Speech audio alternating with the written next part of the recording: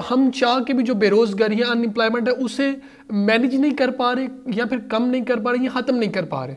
और जैसे आपने बताया कि जो हमारे यहाँ नई जो नौकरियों की पैदावार है या प्रोडक्शन है या जो नई इंडस्ट्री लगती है उसमें नए लोगों की ज़रूरत है, वो हम प्रोड्यूस नहीं कर पा रहे। एक तो ये बताएं कि वो हम कैसे प्रोड्यूस कर सकते हैं, और दूसरी ये चीज़ कि ये इसे हम कैसे ख़त्म करेंगे, जो हमारी अनएम्प्लॉयमेंट है ये इसे कैसे ख़त्म करेंगे। हाँ, इसमें ये हमारा एक बहुत बड़ा इस वक्त इशू है, अनएम्प्लॉयमेंट है और महंगाई है और गुर्बत है। ये पाकिस्तान के इस वक्त लीडिंग इश्यूज चल रहे हैं, और इनका यानी हमारे पास, हमारे यूथ के पास पोटेंशियल है, हम इसको ख़त्म कर सकते हैं, हमें कोई प्रॉब्लम ही नहीं है। हमें अपना जो वो स्कूल ऑफ थाट है, हमारे जो बिलीफ्स हैं, हमें उसको चेंज करना होगा, और कुछ भी नहीं। हमें कोई बहुत हाई फाई किस्म की वो स्ट्रक्चरल चेंज नहीं चाहिए। होता क्या कि हमारा बच्चा जब पढ़ता है ना, तो वो पढ़ने के बाद उसका एक माइंड सेट बन जाता है, मैंने गवर्नमेंट की जॉब करनी है। भाई गवर्नमेंट के पास ऑप्शन ही लिमिटेड हैं, वो सारी ज़िंदगी वेट करता रहता है कि मुझे गवर्नमेंट की जॉब करनी है। हमें जब बच्चा पहले दिन एजुकेशन सिस्टम में आता है, तो हमें साथ साथ उसका एक माइंड सेट बनाना होगा, बेटा तुमने एंटरप्रेन्योर बनना है, तुमने अपनी एंटरप्राइज डेवलप करनी है, तुम अपने आप को एंटरप्रेन्योर के पर्सपेक्टिव से देखो। और एंटरप्रेन्योर में स्कोप है।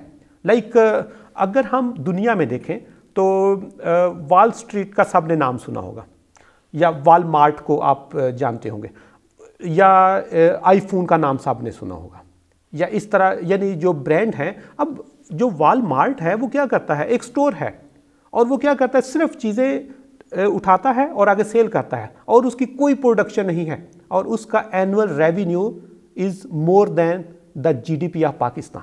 पाकिस्तान की GDP तकरीबन 270-280 बिलियन डॉलर है, और सिर्फ वॉलमार्ट की एनुअल सेल जो है वो 580 बिलियन डॉलर है। इसी तरह हम आईफोन को देखें, ये क्या करते हैं, एप्पल वालों की जो प्रोडक्शन है वो पाकिस्तान की GDP से वो भी ज़्यादा है। लोग कितने हैं, देयर आई थिंक 2 मिलियन लोग हैं उनके पास। अब 2 मिलियन लोगों से वो पाकिस्तान की GDP से ज़्यादा प्रोडक्शन दे रहे हैं। अब किसी को देख लें, टोयोटा को देख लें, इसको फेसबुक को देख ले, ठीक है, यूट्यूब को देख ले, ये क्या कर रहे हैं, इनकी सर्विसेज हैं, आउटपुट कितनी है, नियरली वो पाकिस्तान की GDP से थोड़ी ज़्यादा है या थोड़ी कम है। ये एंटरप्रेन्योर का स्कोप है, और ये हमें अपने यूथ को बताना होगा कि एंटरप्रेन्योर में वो ऑप्शन है। अब दूसरी चीज़ कि अगर हम लाइक यहाँ पर यूनिवर्सिटी ऑफ गुजरात को ही कंपेयर करें, वी हैव नियरली 30,000 स्टूडेंट।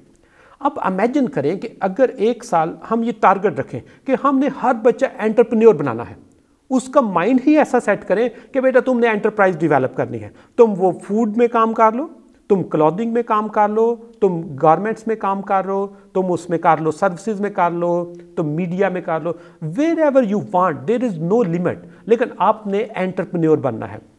यकीन करो 4 साल की डिग्री में हर सेमेस्टर में उसको एंटरप्रेन्योर पे ट्रेनिंग्स दो, एंटरप्रेन्योर पे उनके कोर्सेज डेवलप करो। अच्छे जो एंटरप्रेन्योर हैं, जो कामयाब लोग हैं, उनके साथ उनकी मीटिंग, उनके अंदर एक मोटिवेशन हो। 30,000 बंदा अगर डोमेन में, फील्ड में आके पाकिस्तान में कारोबार करता है, अपना छोटा छोटा एंटरप्राइज भी डेवलप करता है, 30,000 बंदे को कम से कम 3-3 लोग चाहिए होगा। सिर्फ ये 30,000 1 लाख को नौकरियां देंगे, लेने वाले नहीं होंगे, ये नौकरियां देने वाले बनेंगे। अब जब ये नौकरियां देंगे, यकीन करो इनको मार्केट में बंदा नहीं मिलेगा हायर करने के लिए, इतनी मार्केट में शॉर्टेज हो जाएगी। हमें स्ट्रक्चर की ज़रूरत नहीं है, हमें माइंडसेट चेंज करने की ज़रूरत है। और दूसरी चीज़, हमें जो अपने इकोनॉमिक इश्यूज़ हैं, हमारी जो पॉवर्टी है, हमारी जो प्राइसेस हैं, हमें इसको प्रायोरिटाइज करना होगा।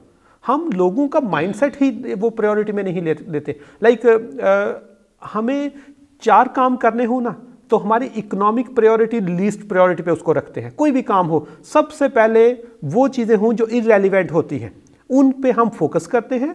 और ये सिर्फ हमारा इंडिविजुअल का प्रॉब्लम नहीं है, ये एक नेशनल लेवल पे हमारा प्रॉब्लम है। और मैं लास्ट टाइम एक बड़ी इंटरेस्टिंग फाइंडिंग आई, मैंने एक सर्वे किया, उसमें लोगों से पूछा आपका सबसे बड़ा प्रॉब्लम क्या है, और लोगों का सबसे बड़ा प्रॉब्लम इन्फ्लेशन था, प्राइसेस बहुत हाई हो रही हैं। अब ये सबसे बड़ा प्रॉब्लम है। मैंने जो है ना वो डिफरेंट चैनल्स का वो व्यू किया, तो पता चला कि पूरे दिन में सिर्फ 5% ऐसा वो मीडिया का टाइम होता है जिसमें इन्फ्लेशन पे डिस्कस होती है। यानी जो हमारा इशू है वो मीडिया उसको डिस्कस ही नहीं करता।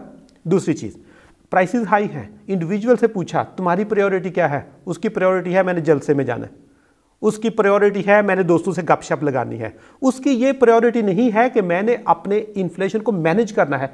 हमारी जो प्रायोरिटीज़ हैं, जिस तरह बताया ना इंडस्ट्री एकेडेमिया लिंकेजेस का प्रॉब्लम है, इस तरह हमारी प्रायोरिटीज़ में और हमारे एक्शंस में डिफरेंस है। हम जो काम करते हैं, यकीन हम इकोनॉमी को अपनी प्रायोरिटी में शामिल करें तो हर काम आप वो करें जिससे आपको इकोनॉमिक बेनिफिट हो, आप अपने आप को इकोनॉमिकली एम्पावर करें। लेकिन हम लोग इकोनॉमिकली एम्पावर करने के लिए सोचते हैं, लेकिन एक्शन हमारा जो है वो उसके अपोजिट होता है। और सादा सा हर बंदा अगर नियत कर ले मैंने अपने आप को एम्पावर करने के लिए डेली 3 घंटे एक्स्ट्रा काम करना है, wherever he or she is, वो सिर्फ कहता है कि मैंने 3 घंटे एक्स्ट्रा काम करना है। वो एक बंदा मार्केट में जॉब करता है 3 घंटे ज़्यादा करेगा, ठीक है। एक बंदा ड्राइविंग करता है, वो कहता है मैं 3 घंटे ज़्यादा करूँगा। यकीन करो एक दिन में ही उसकी एम्पावरमेंट जो है वो बढ़नी शुरू हो जाएगी। या सिंपल देखो ना, एक स्टोर है, जनरल स्टोर है बंदे के पास, वो कहता है यार आज मैंने अपने आप की इन्फ्लेशन को मैनेज करने के लिए 2 घंटे एक्स्ट्रा लगाने हैं। यकीनन उन 2 घंटों में कुछ ना कुछ उसको इकोनॉमिक बेनिफिट होगा। एक ड्राइवर है वो डेली अपने स्टैंड पे 6 घंटे या 8 घंटे बैठता है, वो कहता है आज से मैंने 10 घंटे बैठना है। क्या होगा? कुछ ना कुछ एडिशनल उसको मिलेगा। एक मोबाइल की शॉप है, वो सुबह 10 बजे खोलता है, एक दिन कहता है कि आज मैं 8 बजे खोलूँ, कोई ना कोई उसके 2-4 क्लाइंट मस्ट आएंगे। इसलिए जब इकोनॉमी को हम प्रायोरिटी में रखेंगे तो हमारे इशू रिजॉल्व होंगे। हमारी प्रायोरिटी डिफरेंट है, हमारे ऑब्जेक्टिव डिफरेंट है।